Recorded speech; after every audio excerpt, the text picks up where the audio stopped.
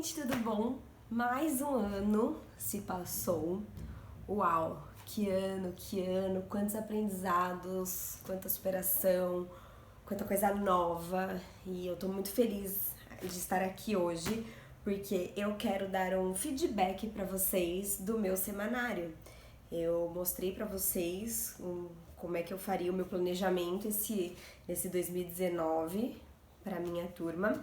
E eu quero dar um feedback para vocês antes de vir mostrar o meu novo caderno de registros. Estou trabalhando isso aqui no meu interior, de deixar de falar semanário e caderno de registros para o próximo ano. Então eu vim falar com vocês sobre este meu bebezinho aqui. Eu resolvi vir falar dele porque eu acho que uma das nossas missões e funções dentro do magistério é a gente estar em constante observação e autoavaliação do nosso trabalho, né? Além de toda a parte daqui para lá que a gente tem que fazer, que a gente tem que cumprir, a gente tem um trabalho interno também de sempre procurar melhorar.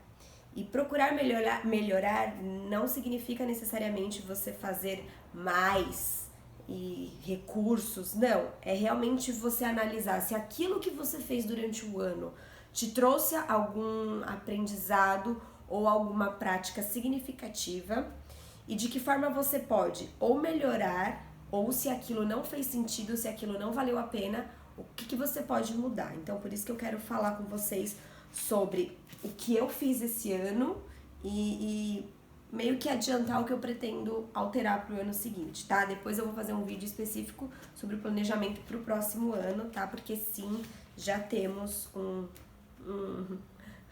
uma ideia aqui na cabeça, tá? Então, vamos lá. Eu vou fazer um aparato geral de como que eu estruturei esse caderno. E aí eu explico pra vocês como é que eu usei durante o ano. Tá? Como é que tá estruturado esse caderno? Ele foi estruturado da seguinte forma, né? Eu vou repassar que eu já falei, tá? Ele tem uma parte de planejamento. Eu acho isso aqui essencial, mesmo a gente sabendo hoje em dia que o nosso planejamento ele não é fixo, ele não é em coisas específicas, né? A gente tem campos de experiência, a gente tem linguagens que permeiam toda a nossa prática, mas eu acredito que esse planejamento ele traz um pouco de visão. Isso aqui é para facilitar a nossa visão enquanto educador do que a gente pretende, do que a gente quer fazer, né? Então, como vocês sabem, eu não delimito em quadrados, porque eu acho que os quadrados nos limitam, literalmente. Então, eu coloco apenas o dia e aí eu costumo colocar a lápis, a fazer um planejamento a lápis do que eu pretendo fazer. No decorrer do ano, eu percebi que as atividades, elas principalmente as atividades fixas, né? Eu deixava para escrever depois. No dia que eu tenho separado, que geralmente era de sexta-feira, para sentar e organizar a semana que passou e a próxima semana, eu passava a caneta o planejamento da semana que passou, né? Então, com as coisas que deram certo ou não. Não sei se eu vou manter isso pro próximo. Talvez eu deixe escrito todo o meu planejamento e coloque, registre ao lado se deu, se não deu, com cores diferentes. Então, por exemplo, eu vou dar um exemplo, eu vou fazer o meu registro, essa parte aqui toda com caneta azul. Aí, durante a semana, o que for mudando, eu coloco com outra cor, para justamente eu observar. Porque eu sei que durante o ano eu tive muitas alterações de planejamento, muitas. Mas, às vezes, eu não consigo lembrar se isso aqui, nossa, será que isso aqui mudou ou não? Será que, sabe? A gente acaba esquecendo, porque são muitas semanas para se planejar. Então, talvez eu faça isso pro próximo, tá? Mas, enfim, eu tenho aqui uma parte de planejamento semanal, tá? Que ele vai de segunda a sexta e um campo de observação, onde eu anotava desde material que eu preciso para a próxima semana, ideias de atividades, lembretes, eu colocava aqui, tá? E aí eu tenho uma parte de observações e registros, então eu costumava registrar dia a dia, diariamente, o registro. Então todos os dias da semana eu tinha aqui, ó, um registro, tá? E eu geralmente fazia esse registro ou no final do dia ou no dia seguinte, tá? E aí aqui eu tenho uma parte em branco onde eu colocava fotos, tá? Então eu registrava as fotos. E aí eu fui fazendo dessa forma. No final do livro, eu tinha uma folha só para cada criança. Então eu tinha uma página para cada criança em branco, o nome da criança e uma página em branco para eu ir anotando.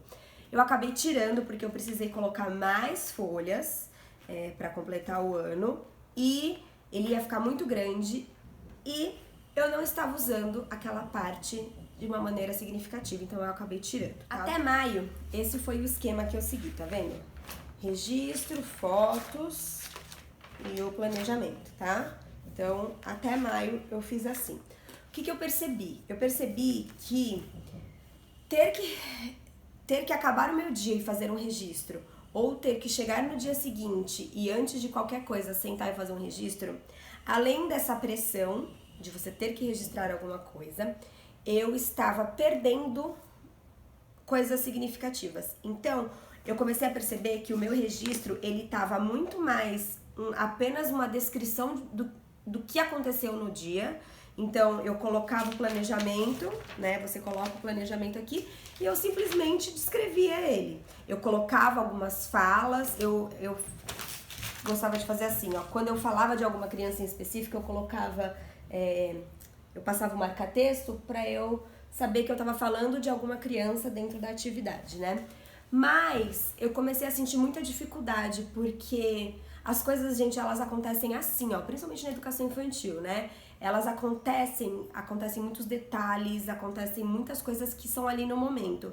E se você não pega aquilo no momento, no dia seguinte você já interpreta de uma maneira diferente, você já relata de uma maneira diferente. Isso foi uma coisa que eu senti. E essa foi uma grande dificuldade que eu tenho ainda, né? Que eu tive e eu ainda tenho, de como trazer essa coisa do momento para o registro. Como transcrever o momento para o registro, para que ele não se perca. Então eu ainda tô trabalhando nisso, no próximo vídeo a gente vai conversar. Mas enfim, eu comecei a perceber que eu tava perdendo isso e que eu estava me desgastando demais, porque eu tinha que escrever e vocês sabem que ali, ó, ficar na escrita demora pra caramba. E aí eu resolvi mudar.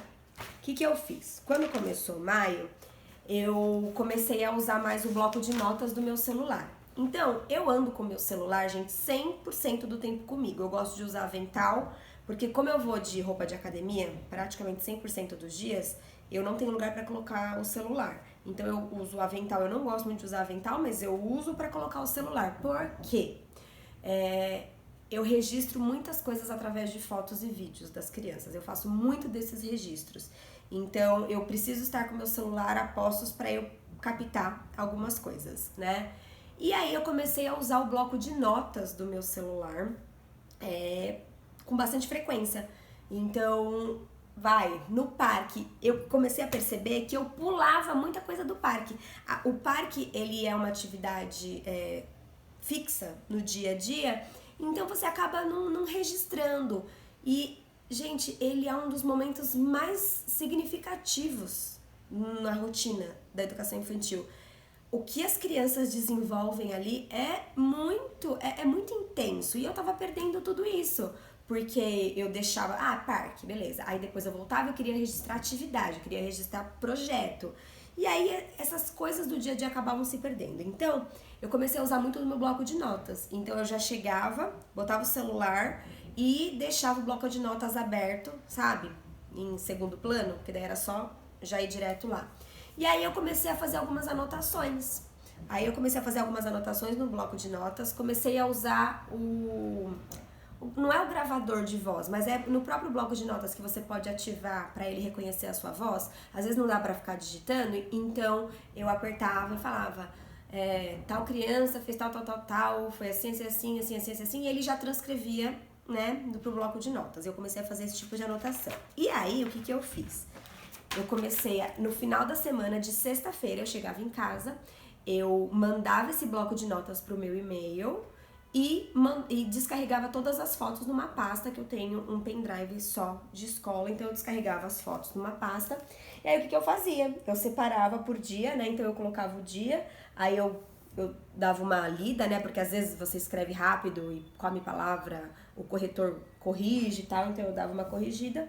E aí eu imprimia as fotos e colocava logo abaixo da atividade. Então, logo abaixo da atividade, né, do dia, eu colocava as fotos. E aí eu comecei a fazer assim, tá vendo? Então, eu registrava, continuei grifando, e aí eu comecei a fazer assim.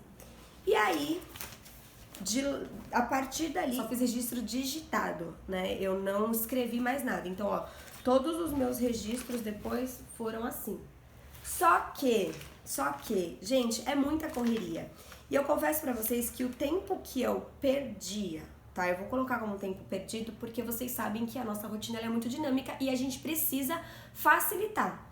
Se for fazer alguma coisa que nos dê um trabalho, não é que a gente tem que fazer tudo fácil, eu não quero entender isso. Eu acho que a gente tem que se esforçar. E se dá trabalho, se é difícil, a gente tem que fazer, né? A gente tem que fazer o nosso melhor.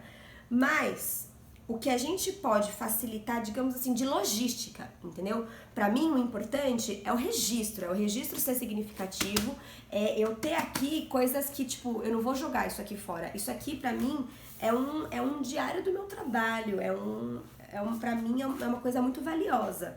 Então, eu tava perdendo muito mais tempo diagramando e organizando isso do que registrando, entendeu? Então, essa coisa de, tipo, recortar, colar a figurinha, a fotinho, isso tava me deixando bem assim, estressada. Vocês sabem que eu sou agitada e que eu fico muito assim. Aí eu comecei a passar os meus registros pro meu e-mail, passava pro Word, aí no Word eu organizava assim e já baixava as fotos no próprio Word e organizava as fotos embaixo da atividade. Isso também dava um trabalho, mas eu comecei a fazer assim, eu economizei em recorte de folha, mas eu acabei continuando no mesmo esquema.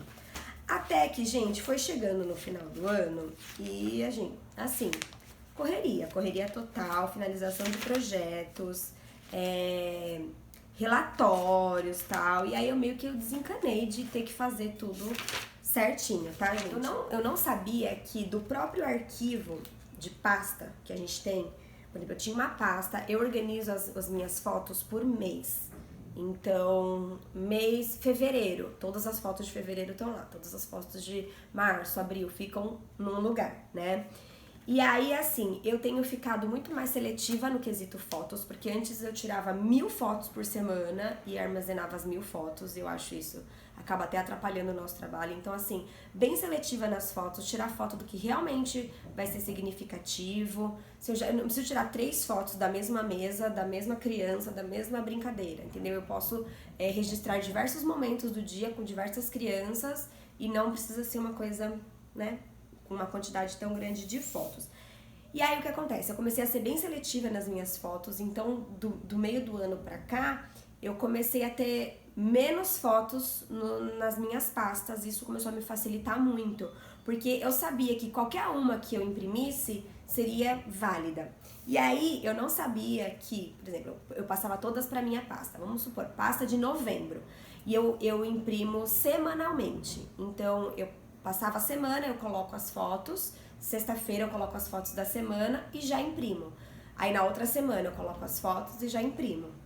E eu não sabia que você pegava essa pasta, você não precisava abrir foto, colocar elas no molde, é só você selecionar as fotos que você quer e você já imprime direto ali da pasta, não precisa abrir programa nenhum. Porque, gente, eu confesso, a gente entende de tecnologia, mas a gente não entende das coisas mais básicas. Eu abria o Word, eu passava, 20 fotos pro Word e eu ficava arrumando o tamanho de cada uma delas pra elas ficarem iguais, do mesmo tamanho, alinhadinhas. E aí eu descobri que não precisava fazer isso. Então, o que eu comecei a fazer? Então, planejamento, observações seguidas, dia a dia. E aí aqui, já imprimia direto, Imprimia direto, só colocava do lado, às vezes, uma legendinha. Tá vendo aqui, Colocava aqui uma legenda, tá vendo? E vou escrevendo, mas já imprimia direto.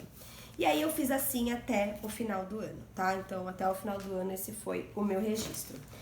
O que eu percebi? Eu percebi que no final do ano eu senti que ele ganhou um pouco mais de sentido, mas eu senti que ele não me auxiliou na elaboração dos meus relatórios. Ele me auxiliou e não me auxiliou.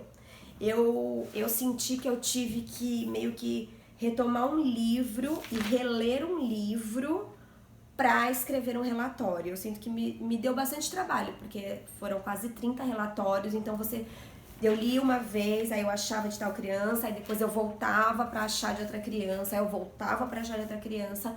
Isso me deu um certo tipo de trabalho. E aí eu achei que, como um registro do trabalho, ele me satisfaz. Eu acho que eu fui melhorando o meu esquema de registro, do que registrar. Às vezes eu me cobrava porque eu registrei muito pouco hoje. Mas eu olhei e falava, mas pô, isso aqui é significativo, então não tem necessidade de você fazer um texto por dia, né? Então tinha dia que eu registrava super pouco, eu só colocava realmente o que foi mais significativo naquele dia. E tinha dia que eu escrevia mais, porque aquilo pedia que escrevesse um pouco mais, né? E aí, o que acontece?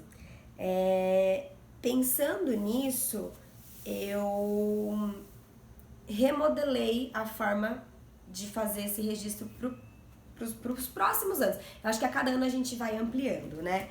E aí, assim, eu não vou contar agora como é que vai ser. Eu vou fazer um vídeo específico para mostrar para vocês como que vai ser. Mas eu já adianto que vai ter uma estrutura um pouco diferente. Eu vou seguir esse planejamento. Eu vou seguir um pouco dessa linha de raciocínio desse registro.